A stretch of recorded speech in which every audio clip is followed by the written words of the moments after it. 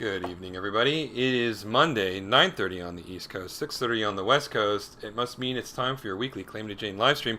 James, how are you doing? And do you think I've nailed it? Is that the right cadence? Is that the right Yeah, order?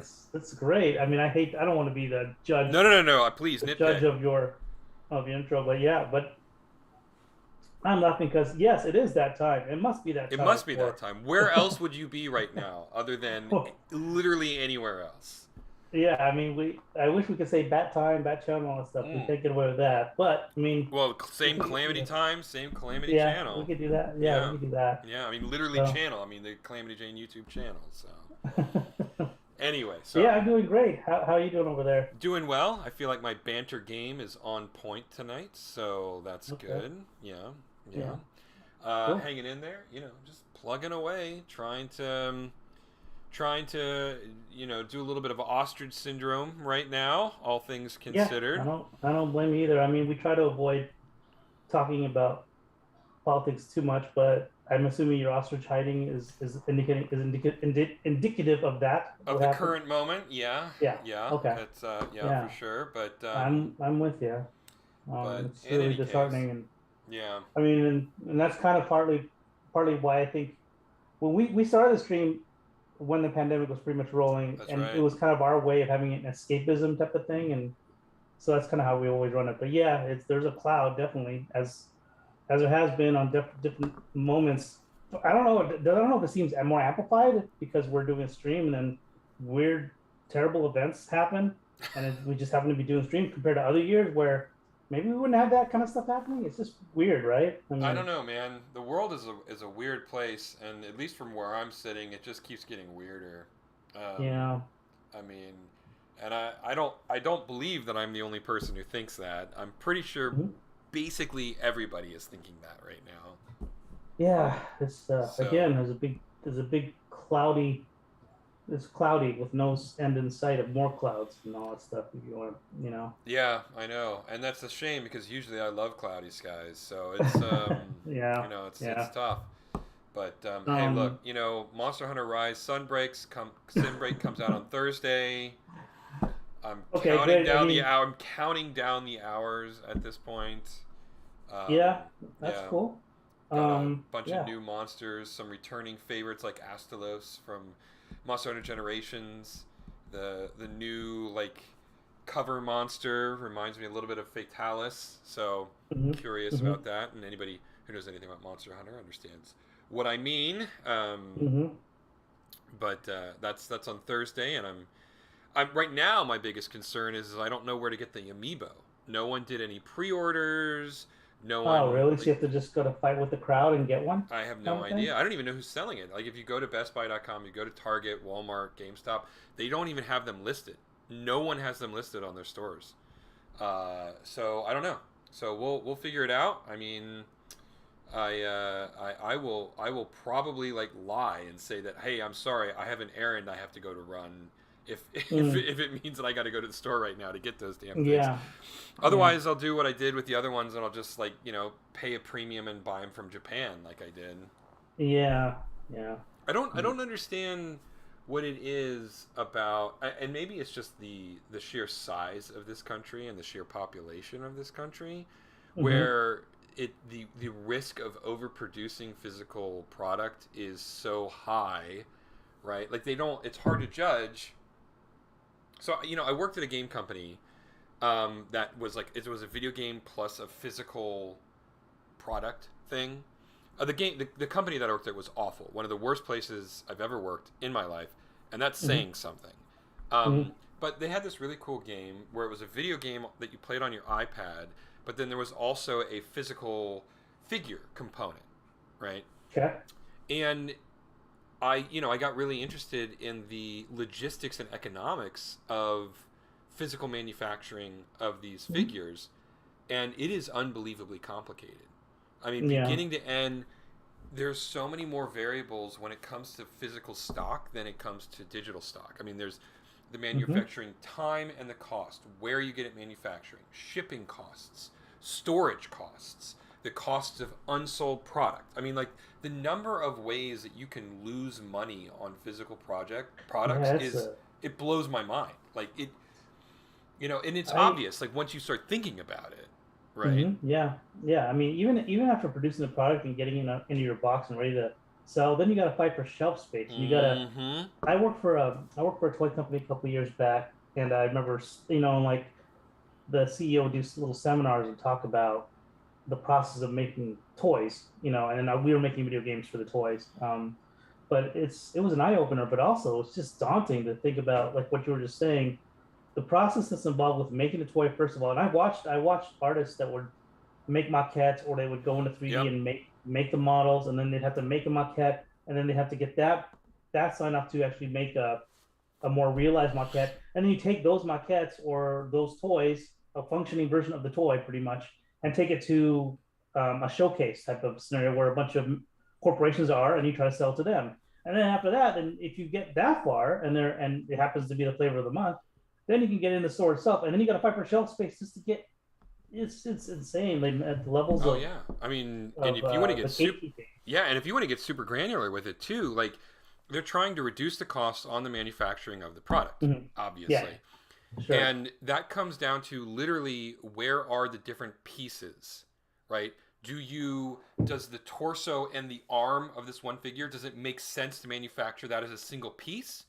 Or does it make more economic sense to manufacture the torso separately and the arm Yeah, separately and then attach them together, right? yeah, Because you're yeah. trying to minimize the amount of material, in this case Yep. PVC, that you Mm-hmm. use. It It's it literally boggles my mind. Like one of my Yeah, coworkers was responsible for designing the actual models and figuring out the most efficient use of PVC material, because it's all made of PVC.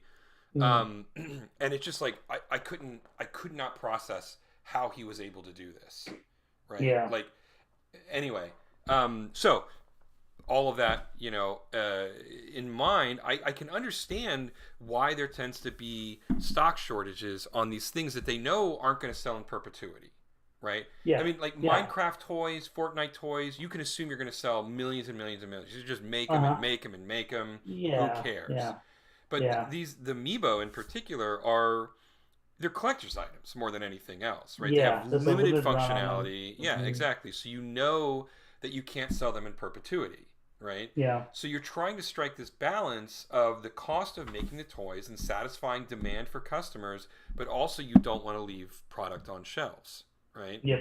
And Hmm. as your population and your potential customer base increases, that math gets exponentially more complicated, right? Yeah, And so I always end up importing from Japan or Great Britain.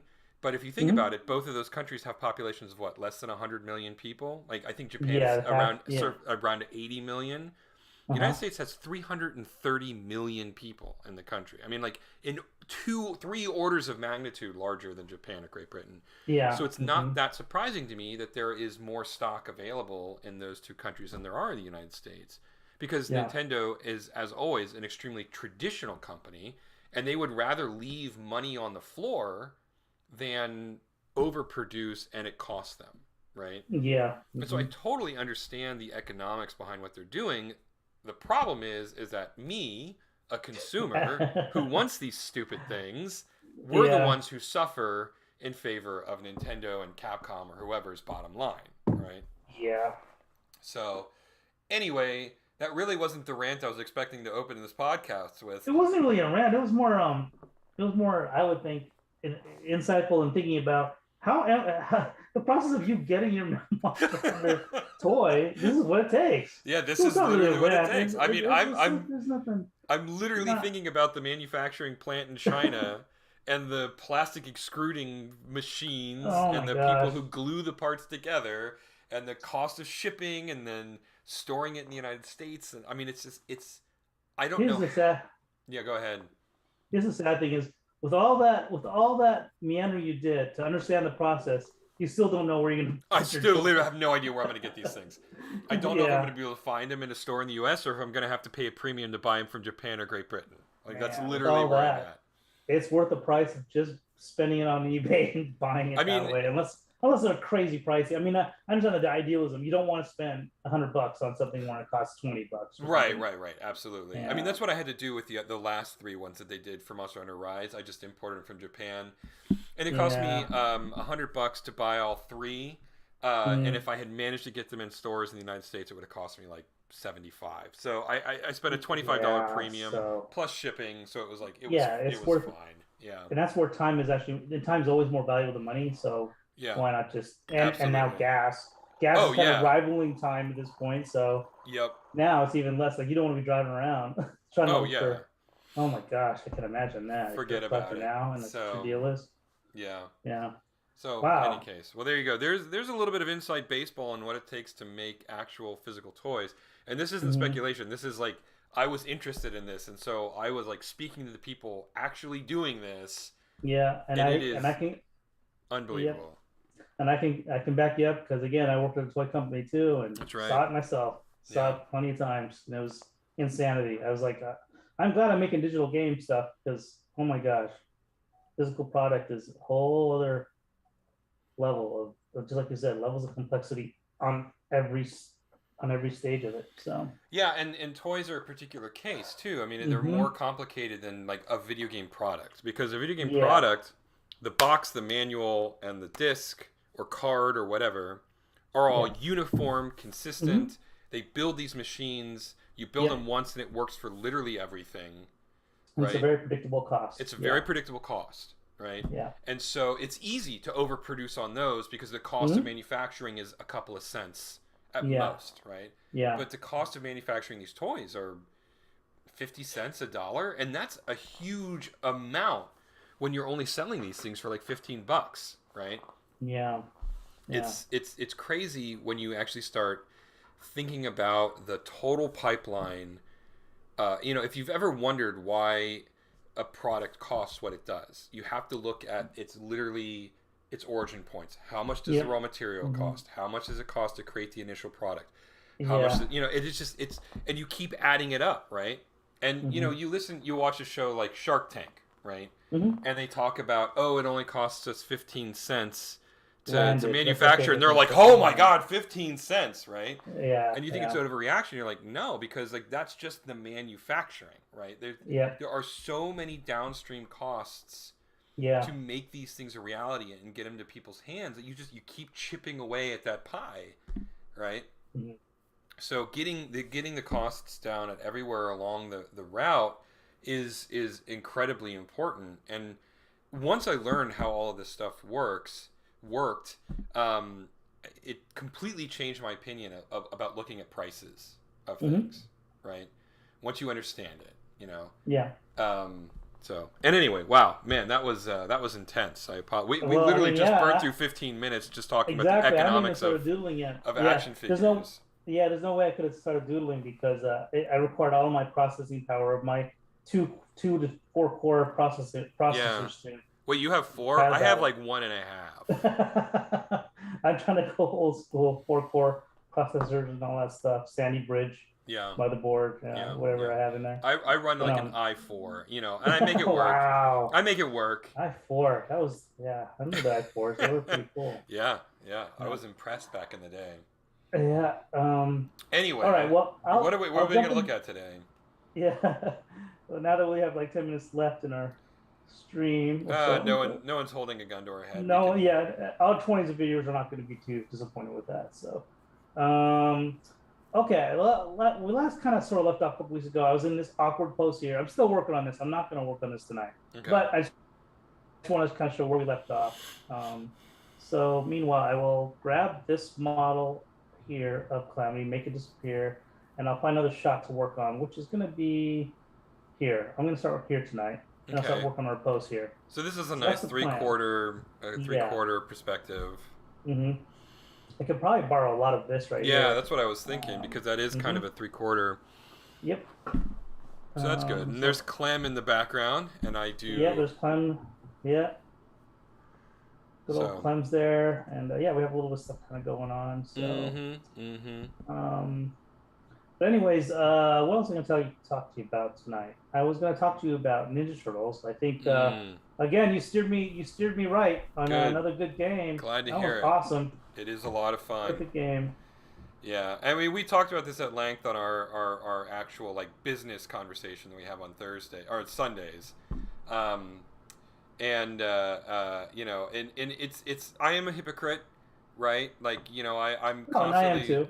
I'm constantly railing about nostalgia and how it's Yeah, overused to manipulate the audience, and I mean, this is a nostalgia yeah, bomb, right? This yeah, you know, this is like a game designed for people in their late 30s into their 40s, yeah. who just like are looking to kind of relive the halcyon days of arcade brawlers and the 80s style Ninja Turtles, you know.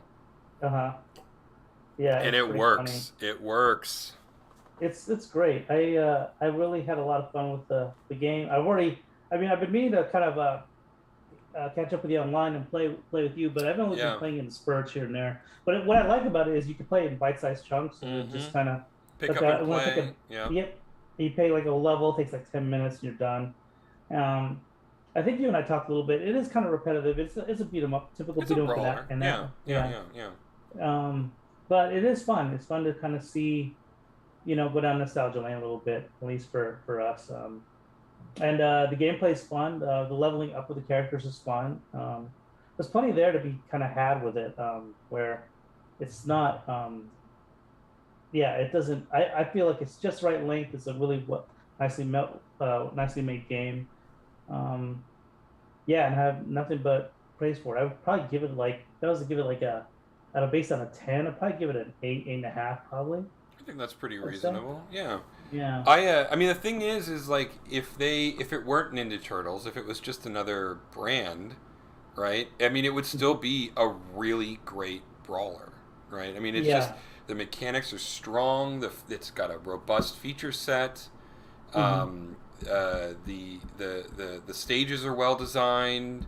The character moves are well designed. I mean, it's a really good brawler. And you know, the same team did Streets of Rage 4, and you know, I love the Streets of Rage franchise, but Uh-huh. it was too hardcore. Like it was way too hard for me, at least, or at least what I was looking for. Again, I'm you know literally counting down the hours to Monster Hunter Rise Sunbreak, and that's a Hmm. real hardcore game. Um, but for a side-scrolling brawler, I'm not looking for that kind of difficulty.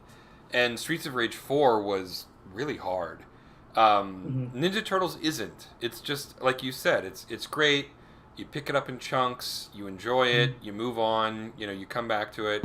I mean, it's what I was playing shortly before this call. Actually, Hmm. Hmm. um, I finished getting April O'Neil up to level 10. So Oh, geez. Okay. Yeah. yeah. So Good. now I've got Raphael, Donatello, Casey Jones, and April O'Neil up to level 10 now. So Jeez. So, are you gonna keep playing until you get everybody up to level 10, or what's your I mean, until I get bored, plan? I'm not like Okay. you know. The answer is no because again, Sunbreak comes out on Thursday, Yeah. and then like Ninja Turtles, what's that? But until then, Yeah.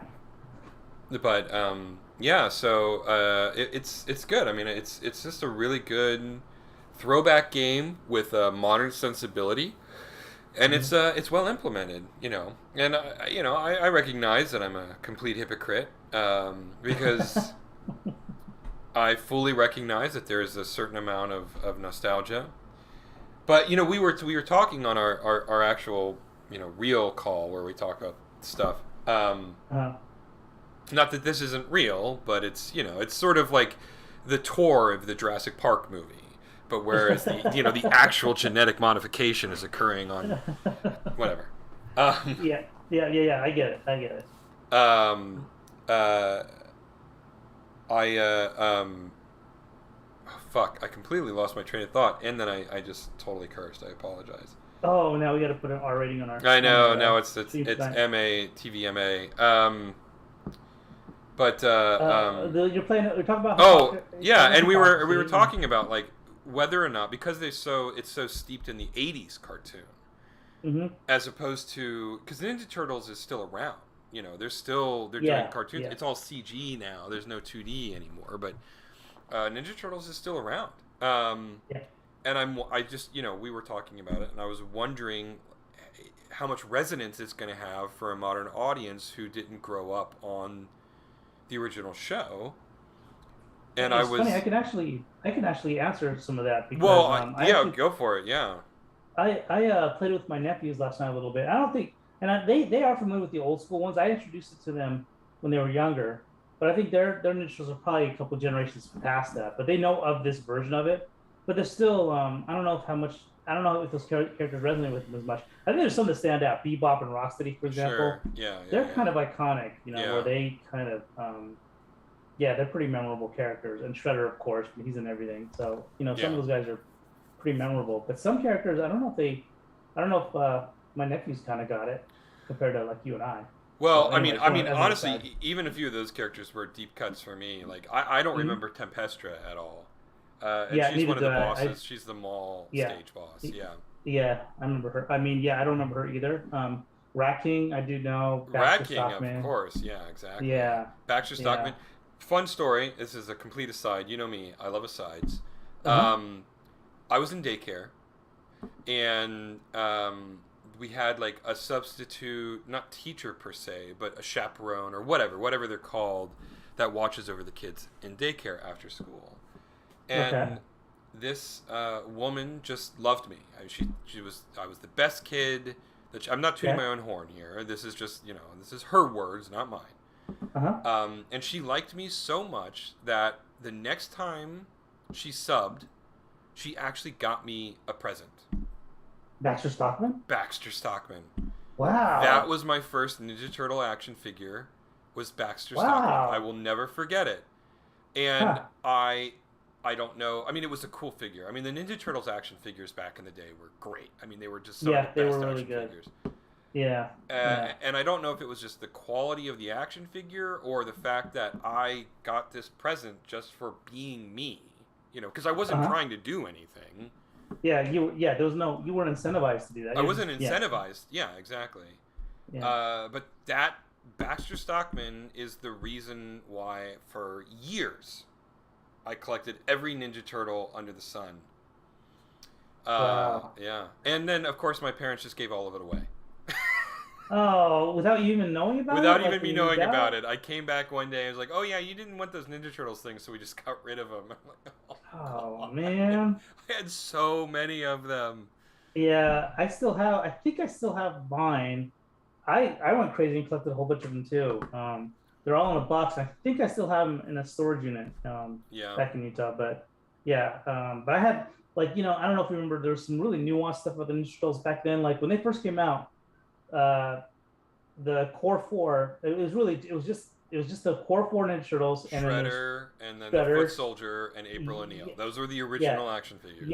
Yeah. Now I don't know if Splinter was part of that batch or not either. I don't remember if Splinter was actually. No. Yeah, but anyways, if you I don't know if you recall this, but the originals had soft heads. Mm-hmm. Like their heads were mushy. You could actually mush their heads down, and then later on they became the hard head. Yeah. So I actually have the original, I have the original soft head Ninja Turtles in my collection. No, jeez. Yeah, so that's my little claim to fame for that. But, I mean, I'm sure I did too because I was collecting them. Yeah, you probably did. But that doesn't matter anymore. Yeah, because now some other collector has those. If that. They may just wind up in a dump somewhere. But yeah. Hey, the silver lining there is by those winding up in a dump. It increased the value of any of them that didn't get thrown away. Yeah, I guess that's true. Yeah. But it makes me wonder though, so that's the core, that's the original Ninja Turtles action figures and all that kind of stuff. But as we get older, we're the ones that remember it. As we move on to our other planes of existence, or return to dust, whatever. Does anybody else going to care? Well, thank you. What a wonderful transition to bring me back from my elongated side. So we were talking. Does anybody is even familiar with these, right? With the original cartoon, and obviously we're talking about the cartoon, but I'm intimately familiar with the comic book also. Mm-hmm. But full disclosure, it was because the cartoon was a gateway, right? I love the cartoon, and as I got older, I pursued the comic books, right? Mm-hmm. but anyway, that was a brief aside. So I was at the store today picking up some, sundries and what have you, and there was a young couple. I mean, they couldn't have been more than 19, 20 years old, walking around the grocery store in their pajamas, as people are wont to do these days. And it's not even like a generational thing. I've seen 50-year-old people walking around in their pajamas. Walking around in her pajamas, and her pajama bottoms were the 80s Ninja Turtles. So, what? yeah, so, I mean, she could And they're not like have been... young kids, huh? Yeah, they couldn't have been more than 20. And I know, I say 20 and I'm like young kids, but yeah, that's how old they are. So here's a question: were the bottoms like? Did they look like they were brand new and they were like just recently produced? Oh yeah, no, they were Like recently purchased. They were not worn down. These were not like loved at all. These were things that she clearly either bought the fabric and made the bottoms herself, or picked them up at a store. So so the 80s cartoons are still alive and well in some capacity, at least for that one 20-year-old young woman at the grocery store today. Huh. Yeah, that's interesting. Yeah, I didn't know they were actually. I mean, I don't know. I mean, Nickelodeon owns the property, so maybe they're just mining everything. Oh yeah, sure. They'll try every iteration. I mean, out of all the iterations of the Ninja Turtles that I've seen, and I guess I'm being biased, but the original one from the '80s is still the best one that I've seen. There's some that kind of come close. There's some interesting experimentation that they've done with them. That's fun, but none of them have the same charm as the original '80s one. But again, I know I am super biased. Oh no, I mean, obviously, it's hard for me to have an unbiased point of view here, because that's what I grew up on. I mean, I'd come home from school, and that's what I would, that's what I would really want to watch is Ninja Turtles. Yeah.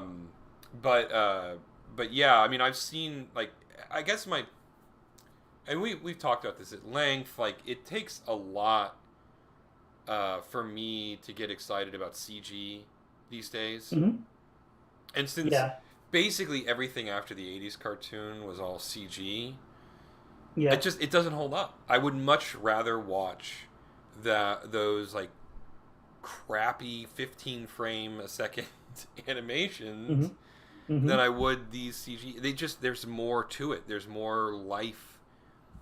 There seems like there's more effort. It doesn't feel as floaty or effortless as the CG, Also, I mean, you see more of the human element with 2D, because you see the hand flaws and exactly. There's imperfections. Absolutely. Yeah, I'm with you again on that too. I mean, again, we're both showing our biases. I think. Oh, I know. We're ditto heads today with each other. Like, sometimes we debate, but yeah. This is literally a rant that the animator would have, right? Like, this is, we are exposing our own biases. We are literally writing dialogue for the animator as we speak right now. Yeah. But yeah, I mean, we're just, we're kind of old men shouting at clouds, but it is my opinion, and I just think that the 80s cartoon, there's more life to it, there's more interest to it, and it's the same thing where I would rather see a puppet than a CG character. There's weight, there's flaws, there's imperfections, and that it's interesting. It's the imperfections that is what makes it so real. Yep. Yeah. Again, I'm with you again. Yep. It's something about just, again, seeing some historical element of a human doing something with it. Yeah. It's just different. Yeah. Even that, like, it's funny. Like, if you watch Toy Story 1, you still don't get that same sensibility of the human element, because everything's still perfect, even though it just looks more. It's more rudimentary, but more rudimentary. Yeah, exactly. Yeah, that's the word. Yeah, it just doesn't. Whereas you can watch some early Looney Tunes cartoons that and you watch the progression, but no matter what, you get to see some sort of human element with the backgrounds, or with the way they paint stuff. Or draw stuff. You'll see like the pencil sketch a little bit here and there. It's pretty cool. So yeah. Speaking of 2D animation, also I saw, as far as games are concerned, the new Cuphead DLC out? It's coming soon. Yeah. Oh, it's not out yet. I don't think it's out yet, but it's coming soon. Yeah. Oh, okay.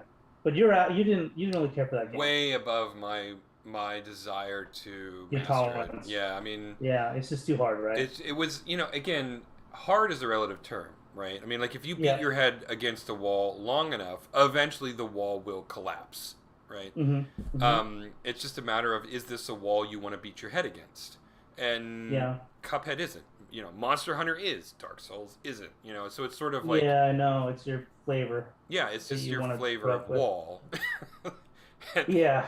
and so, yeah, I mean, I played Cuphead with my nephew a bunch, and he enjoyed it, but it's not really something that I'd play on my own, honestly. Okay. Yeah, I mean, I enjoyed it a lot.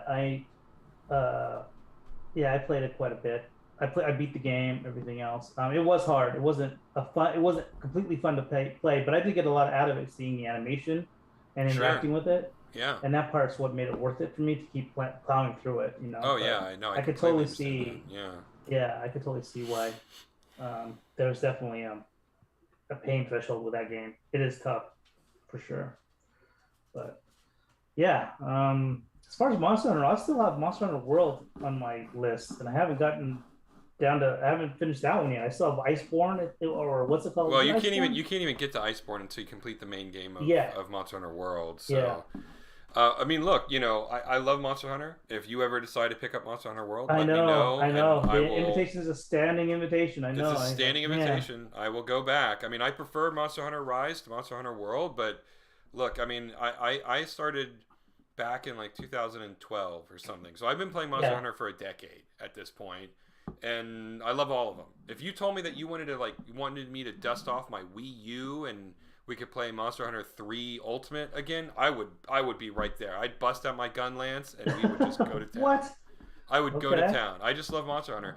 Every So, and this is the thing that I love is every game it experiments with something, right? mm-hmm, mm-hmm, It's trying to sort of perfect the formula, figure out where it was weak, and sort of they're constantly molding in clay. A lot of mm-hmm. the common metaphor is like to perfect something you're chipping away at marble, and the statue is there. You're just chipping at the marble to Yeah, reveal it, and then there's the sure. other metaphor that you've got clay, and you're trying to create something from nothing to something. And I feel Mm-hmm. like Monster Hunter is that, right? Like Monster Hunter 1 was just sort of this lump of clay, and every game since then has sort of been refining this perfect, implementation of the game. And nothing can ever be perfect, but all of their changes are justifiably and interestingly building on the previous product, and sometimes it doesn't work, and sometimes it works really well, and you can Mm-hmm. see, the stuff that works because they carry it over into the next game and that kind of stuff. Mm-hmm. And to that, as a result, every game tends to be the best version of that game, with rare exception. I would say that Monster Hunter World was probably not my favorite version of it, of the franchise, but it was still Monster So, Hunter. are you saying that even when Monster Hunter World came out, it wasn't the best iteration of it For at the me, time for yeah, you? yeah. Okay. Like I can only speak for me, but yeah, it wasn't the best iteration of the game. I would have preferred to go back and play Monster Hunter 4. Mm-hmm. But Monster Hunter Rise, in my opinion, I think that the creators at Capcom agree that Monster Hunter World had some missteps, some ideas that didn't really gel the way they wanted to, and you Mm-hmm. can see that in the design changes that they make for Monster Hunter Rise. And as a result, all of the good ideas that I loved in Monster Hunter World and are still present in Monster Hunter Rise. And But then the they stuff trimmed the fat. and they trim the fat, right? And Monster Hunter Rise is a much more focused game. They've improved the navigation and traversal aspects, right? They've simplified the maps a little bit, because that was one of the problems for me in Monster Hunter World is the maps were so dense and so complicated, it was hard to keep track of what was going on. Mm-hmm. And really, the core aspect of Monster Hunter is the battles with the monster. And if you can't Yeah. see what's going on with the monster, then you've missed the mark. And that's for me what happened with Monster Hunter World to a certain extent. And I feel like Hmm. Monster Hunter Rise, they realized that, and they simplified the world a little bit as a result to emphasize the encounter with the monsters that you're trying to murder over and over again. did you play Monster Hunter World with all your Monster Hunter I buddies and did. stuff Yeah. too? Oh yeah, big And time. are they all kind of the same No, same consensus they or they like liked where? it. They liked it a lot. I don't know that any of them would say it was their favorite. Uh-huh. And in full disclosure, uh, I had literally just filed for divorce. Uh-huh. And we were still in that sort of early stage of the breakup where we are like, oh, maybe we can still have a relationship, you know? Okay. And Yeah. so we were playing Monster Hunter World in separate rooms because we were still living in the Oh, same house at geez. the time, right? Yeah. Knowing we were in the process of divorce. Yeah. And so there's no question. I mean, you know, life influences your experience no matter what Yeah. you're doing, Definitely. right? So And that was definitely a taint on absolutely, your experience. Okay. absolutely. That makes a lot of sense. And I've since gone back and I've revisited Monster Hunter World, and I like it way more than I remember liking it originally, Mm-hmm. you know. Mm-hmm. Um, but nonetheless, even after my revisiting it, it is probably, since I've been playing it, since Monster Hunter 3 Ultimate, which is when I started playing it, it is my least favorite of all of the in the 10 years that I've been playing Monster Hunter, it's my least favorite. So here's my this is more of a blanket like a macro concern I have with any of these games. Not much, just like whenever they make a sequel, it feels like I had a FOMO moment where I didn't play the other one, so now I can't play this one. Like there's yet another Monster Hunter is coming out. It's like it's being daunting now. Like where I'm just throwing my arms up. It's like I'm way like the train's way like in another country at this point. I can't. There's no way I can jump on board, Sure. and that's the only thing that's intimidating. No, it There's a few is. games like that. Yeah, you've got. I mean, I think the original Monster Hunter came out in the late '90s, early 2000s. I mean, this is a franchise that's well over 20 years old. It's almost 25 Uh-huh. years old, easily. Mm-hmm. Mm-hmm. Maybe just under 25, but it's over 20 years old. No hands, Mm-hmm. no question. So I get that. And I can't honestly offer you a valid assessment of whether or not it is accessible to new players as a general rule. This goes back to even talking about a Spider-Man a couple of weeks Yeah, ago with the new movie, right? And yeah. are people going to get it if they don't? Like that's my dilemma with Monster Hunter. I, Is I, that I can tell you that I would not have gotten into it if I didn't have another player act as a gateway for me, right? uh-huh. So you have My a friend that Yeah, helped my you. friend Eric Berger was like, I want you to be a fan of this game because I want people to play with. And so he said, buy it and I will make sure you're a fan of it. I went, all right. So I doubled down. Okay, They that's released cool. Ultimate on the 3DS and the Wii U, and you could transfer your Uh-huh. save data between the two. Brilliant idea. I Uh-huh. loved it. So I bought both versions, right? Like, I'm doing this. Mm-hmm. And so he sat down every lunch time, right, during work. He would sit and he would explain to me how the game worked, right? He taught me how the armor system worked. He taught me, how you use different weapons. He pointed me to some YouTube channels to give me further Mm-hmm. tutorials on what I needed to do. Mm-hmm. And it worked. I figured it out and I became a diehard fan, right? Um, Mm-hmm. so, I didn't approach the game as a neophyte and then learn it on my own. I had a gateway. Like, I had someone who introduced me to it and walked me through it. I do know that Monster Hunter World was an attempt at a reset, and it could be the reason why it's my least favorite. They were trying to make it more understandable. They were trying to simplify some of the idiosyncrasies of the game mechanics, and make it a little bit more accessible for newer players, right? Mm-hmm. Mm-hmm. And if someone had been playing it for 4 iterations at that point, or I mean, not 4 iterations, but several iterations up to that point, Mm-hmm. um, I was a little bit like, hey, all of this stuff that I've spent, years learning and memorizing, you've just thrown it away and you started Okay. over. So I think that Yeah. there's some of that as well. Um, Suffice it to say, if you want to learn Monster Hunter, it's such a complicated game.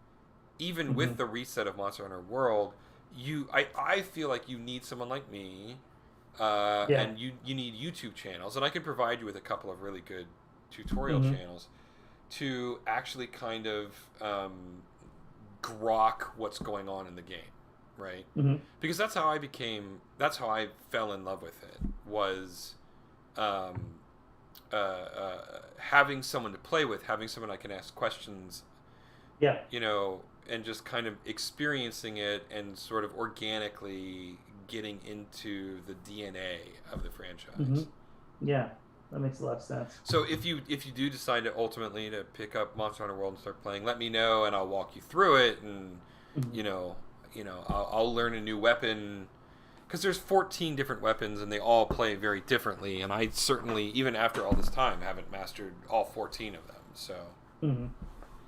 And there's always a number of numbers range in the teens for weapons for each iteration of this game. yeah, they haven't added any new weapons in a very long time.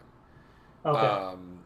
Uh, in fact, in the original version of Monster Hunter 3, they removed a couple of weapons, and there was such a A revolt. backlash. Yeah, such a Yeah, I bet. backlash. They added them back in Monster Hunter 3 Ultimate. Yeah, I can imagine. Like somebody spends all their time learning a weapon and it's not carried Yep, over, and there's expedition, and yeah, all that the time sunken cost yep. thing kind of shows up. And then in Monster Hunter 4, they added charge blades and insect glaives, Mm, and then that's it. They haven't added any new weapons since Monster Hunter 4. And since then, mm-hmm. there's been Monster Hunter 4 Ultimate, Monster Hunter Generations, Monster Hunter Generations Ultimate, Monster Hunter World, Monster Hunter World Iceborne, right? So there's been a ton of games since then. Monster Hunter Yeah. Rise, and they still haven't added any new weapons. So Mm, that is relatively stable right now. Although I would imagine in the next generation, whenever that ends up coming out, that they will almost certainly add at least one new weapon, because it's been a mm-hmm. long time. We say next generation, next console generation is what you mean? Yeah, and Yeah. honestly, like if I were to buy an Xbox, blah blah blah blah blah, whatever the new one's Mm-hmm. called, or a PlayStation 5, it would be for Monster Hunter. Like if they decide to Mm-hmm. do the next one on those, that would be the only reason I would buy Yeah. one of those. Yeah, Yeah. Cool. yeah. Well, again, I know there's a standing invitation. Eventually, it'll happen. Um, but yeah, I just don't know when. I mean, I just got done playing Ninja Turtles, so Yeah. what's next on my list? I have Mario Odyssey to play, for example. There's so many other games, and so little time. And again, I try to parse my time now with games to where if it's a long open world type of game, they tend to fall lower on the list, so that way I can kind of play these smaller bite-sized games. Yeah, and that You is one know, of the things about Monster Hunter that's so dangerous, is that each hunt has a hard deadline of 1 hour, 50 minutes even, okay, right? So if you okay, can't hmm complete the mission in 50 minutes, you fail. Um, wow, that's and harsh. yeah, and generally speaking, in the earlier stages of the game, it takes about at most 20 minutes to complete a mission. So it's Hmm. very bite sized. It's very chunky. Oh, okay. And so you Hmm. find yourself going, "Oh, I was just there. It was only 20 minutes. I'll just do another one." And then before you know it, like 10 hours have passed. you know? Because the game is so huge. It's so consumable. It's so Uh-huh. it's like binging a series on Netflix or Amazon or Yeah, something. yeah, and they have a few seasons up there, and then you keep And you're just watching like, it. "Oh, Yeah, just one more. Oh, just one more. Oh, just one more." gotcha. Um, Okay.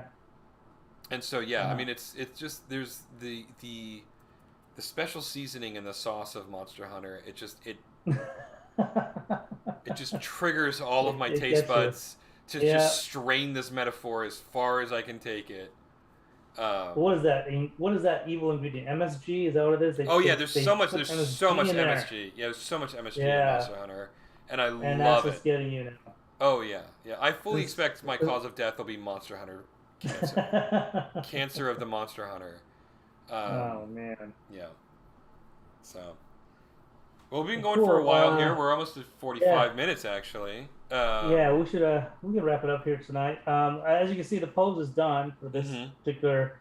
Yeah, this stream is kind of surprising, but I spent a lot of time on the hands, and I'm not still not happy with them, but it's good enough to where I'll move on. Um, but yeah, it's pretty funny how you can kind of go down a rabbit hole of just doodling on one little thing. Well, take me through this a keep little going and bit. going Like, and going. what's the, where are you still unhappy with the hands? Because the Uh, 3/4 profile was sort of a freebie based on her neutral pose, right? yeah, yeah. Um, Um, where can I don't know if I have it anymore. I think I deleted her 3/4 post here. I can look. Let me see. Oh, actually, what I'll do is I'll just jump over to my other screen. Yeah. So, with Calamity, when I first going through design with her, one of her most important features, kind of oddly enough, is her hands. They're mm-hmm. the things that have the most detail on her entire body. And I think it's reason why is I intuitively wanted to do that because I wanted her. This is where a lot of her expression will come from when she's doing her gestures or emotions and stuff like that. Her hands always need to feel like they're on model a lot. Like this area feels like the most unforgiving for me. I don't, and it's just me trying to just deal with it, Mm-hmm. and it really doesn't matter. Like I could draw this tail and do whatever I want with it and not worry about it at all. The shoes already have instructions. They know exactly what they need to do. Mm-hmm. The head's pretty much is pretty malleable somewhat. I could kind of get away with kind of pushing around, but for me, the hands need to always kind of have the same amount of knuckles and joints in them, in my head intuitively, Mm-hmm. that I want to make sure they're expressed in other areas. So I'm taking this apart. Like this hand here, the hand closer to the camera is a little too fat right now, and I Okay. needed to kind of just tweak it a little bit, I can see to that. kind of get it Yeah. more like this, right? Yeah. Yeah. And then meanwhile, this other hand is more closer. This is about 85%. I'm happier with this hand. But again, and then here's where we go down the rabbit hole. Like, is it that bad? No. I mean, I can move on with this and be good and move on to and make another pose. But this is where the OCD part versus the just move on part kind of comes into. And you do that with writing too, with writing as well, or Yeah. any Sure. creative endeavor. Yeah. We all No. have this It's. I kind of mean, thing. the classic Da Vinci quote, and I don't know if this is actually Da Vinci or if it's incorrectly attributed to him, Hmm. but art is never finished; it's only abandoned. So, Yeah, yeah. yeah. And that's where I'm at. It's like, do I abandon this yet? Not yet. I need to do a little bit more. But Mm-hmm. again, maybe I'll come back to it on my final animation pass. But for all intents and purposes, we're done with this pose. Yeah, I'm good. And it also is what's nice about um, when when we're hanging out and stuff like that. You're another pair of eyes, and you're the other creator, right? So if it passes both of our tests, both of our smell tests, it actually helps. It helps me, and it helps me go. Okay, I can abandon this, move on. Well, Not yeah. Well, I will tell you that the hand closest to the camera, her left hand, it does feel too thick to me. I agree yeah, 100% with you. yeah, Her yeah, right hand feels closer. I mean, I 100% agree with your assessment. Yeah. yeah, yeah. So eventually, I'll tweak this and kind of fix it up a little bit. But again, like am I going to spend another 2 hours on it? I don't know because I got more poses to do, Yeah. or something like Yeah. There's a that. lot of stuff. Yeah. Sure. There's a lot of stuff to do, and does that really matter in the grand scheme of things when you're watching the shot? I don't know, but it's just a classic. It's a classic conundrum that you always Mm-hmm. deal with Mm-hmm. making stuff. So, Where do you draw the but line? anywho, Because you don't want to like underperform, right? nope. But at some point, it's like you don't want to find yourself looking back and seeing the law of diminishing returns 3 miles behind you.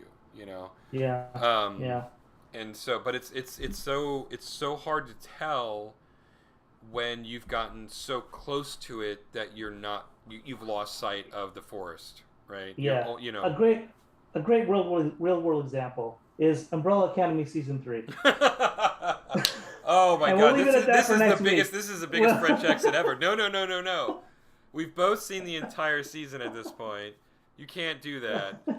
yes, next week we leave that open for And it's like next week. literally on a cliff. Yeah, okay. A literal cliffhanger for us, I I felt, say. that's mean. I know it's mean. I know, No, and I no, no, know no. you I want to agree. I talk mean, about it. I warned you about season 3 of the Umbrella Academy. You That did. I mean, it's again. I love the show. I like season 3 even, but yeah, without a doubt, weakest of the 3 seasons. So Yeah. I just anyway, want to throw it in there just to be a jerk and oh then my just god! Like torture. I'm sure everybody is going to be hanging on the edge of their seats about Yeah. about what our opinions of Umbrella Academy season 3 are. My god, no, they didn't go into it. Oh my god, So Yeah. But anywho, anyway, okay. but cool. Well, this Yeah. is Well, a good run. We're at almost an hour at this point, 15 minutes. So I'd say that's a pretty good run. We did have a 15-minute diatribe at the start talking about the economics of physical product before you even started getting drawings. If you subtract that, then we're still, at 35 minutes. So we're, we're. It was a productive stream. Yeah, it was a productive stream. It's all good. Anywho, we'll be back same time, same bat channel, same Kalamity channel next week. It's July 4th, but I don't have anywhere to be on the July 4th, so I can't think of anywhere. No, I think we'll be here too. So. Yeah, I suspect we'll be fine. My July 4th party is going to be on the 2nd, so I don't have any plans on the 4th. So I plan on sleeping and drinking at home as much as I can on the 4th because I've got the day off, so why wouldn't I do that? Mm-hmm. And otherwise, so we'll be here at the usual time, barring any sort of unexpected change in the plans. Okay. Now I'm getting real Jeff Goldblum with my cadence of speech. Just inopportune pauses. I apologize. Cool. Well, we'll see you next Monday, everybody. Have a good night. Stay safe out there. Good night. Good night. Jeff Goldblum.